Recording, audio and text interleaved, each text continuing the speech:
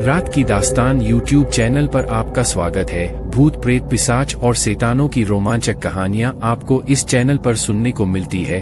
अगर आपको ऐसी ही वीडियो देखना पसंद है तो हमारे इस चैनल को सब्सक्राइब करना ना भूलें। तो अब हेडफोन लगा ले क्योंकि अब वक्त हो रहा है डरने का। ये कहानी शुरू होती है जब रेखा ने अपने बेटे अमित को आवाज लगाई। अमित, शाम हो गई है बेटे, तुम्हारे पापा आने का समय हो गया है। चलो स्कूल का होमवर्क पूरा कर लो, नहीं तो पापा डांटेंगे। पापा का नाम सुनते ही 10 साल का अमित दौड़ता हुआ घर में आया और ऊपरी मंजिल में सीढ़ियों पर तेजी से चढ़ने लगा। उसी वक्त आखिरी सीढ़ी पर उसका पैर फिसल गया और जैसे ही वह नीचे गिरने लगा कि उसी वक्त किसी अदृश्य शक्ति ने उसे संभाल लिया और हवा में ही उठा के उसे उसके कमरे में छोड़ दिया। अमित को इसमें बहुत मजा आया क्योंकि 10 साल के बच्चे को भूत और प्रेतों के बारे में कुछ पता नहीं था। उस रात खाने के टेबल अमित ने मम्मी पापा को सीढ़ियों से कमरे तक उड़ने वाला किस्सा सुनाया। बच्चे पर भला कौन विश्वास करता, लेकिन उसके दूसरे दिन से अमित की मां को अमित के बर्ताव में बदलाव महसूस होने लगे। वह स्कूल का होमवर्क समय पर पूरा करने लगा। सुबह स्कूल के लिए खुद से तैयार होने लगा। अमित ज्यादातर समय अपने कमरे में ही रहने लगा।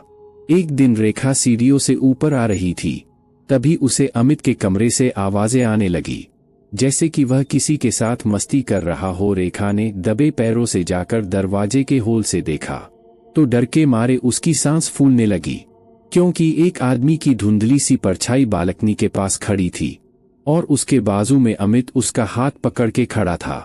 उस आदमी ने जब पीछे मुड़ के देखा तो रेखा डर से दहल उठी, क्योंकि उसका चेहरा भयानक था।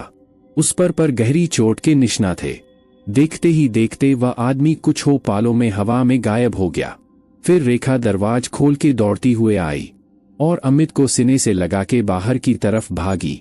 जब रेखा ने अमित से पूछा कि वह आदमी कौन था, तब अमित ने कहा, वह राजेश अंकल थे। वो रोज मेरा ध्यान रखते हैं, कभी कभी मेरे साथ स्कूल में भी आते हैं। मैंने आपको बताया था ना, उस दिन एक अंकल मुझे सीढ़ियों से हवा में उड़ाते हुए कमरे में लगाए थे।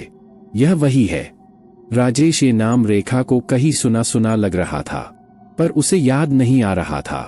पर इन सब से उसे डर भी लग रहा था, पर तसल्ली इस बात की थी कि उस आत्मा ने अमित को अब तक कोई नुकसान नहीं पहुंचा था। उस दिन स्कूल में कोई फंक्शन होने की वजह से स्कूल 10 बजे था। रेखा ने अमित को स्कूल बस में बिठा दिया और वापस घर लौटी। तभी उसने पाया कि बेडरूम में लगे आईने पर लिपस्टिक से एक नाम लिखा था, मदर टेरेसा अनाथालय, जहां से रेखा और उसके पति रमेश ने अमित को गोद लिया था। रेखा ने उसी वक्त घर को ताला लगा के रमेश को कॉल किया और उसे तुरंत अनाथालय में बुला लिया और गाड़ी निकाल के खुद भी अनाथालय की ओर निकल पड़ी। दोनों वहां पर एक साथ पहुंचे और जाकर वहां के संचालक से मिलकर अमित के भूतकाल के विषय में जानकारी की मांग की, पर संचालक महोदय कुछ बताने के लिए तैयार न थे। तब रेखा ने उन्हें सब हकीकत और वह नाम बताया। वह सुनकर संचालक महोदय सच्चाई बताने के लिए राजी हो गए। वह बोले कि राजेश त्यागी यह अमित के पिता का नाम है। अमित को जन्म देते वक्त उसकी मां गुजर गई थी। उसके बाद उसके पिता ने ही उसे पाला, पर बदकिस्मती से एक कार एक्सीडेंट में उनकी भी मौत हो गई।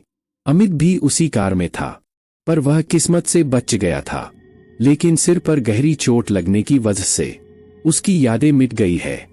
जब अमित के किसी भी रिश्तेदार ने हमदर्दी नहीं दिखी, तब कोर्ट उसकी की जिम्मेदारी हमें सौंपी। उसके बाद हमें भी बहुत बार ऐसा महसूस हुआ कि अमित हिफाजत कोई रूहानी ताकत कर रही है, पर उस रूह ने उसे कभी नुकसान नहीं पहुंचाया। यह बात भी सच है। सारी बात ठीक से समझने के बाद रेखा और रमेश जब घर पर लौटे और जब वह बेडरूम में बैठे बातें कर रहे थे, तभी उनके सामने ही वहां के रमेश के पास रखी एक लिपस्टिक हवा में उठी और लिखा, मेरे अमित को पढ़ा लिखा कर एक अच्छा इंसान बनाना, यही मेरी आखिरी इच्छा है।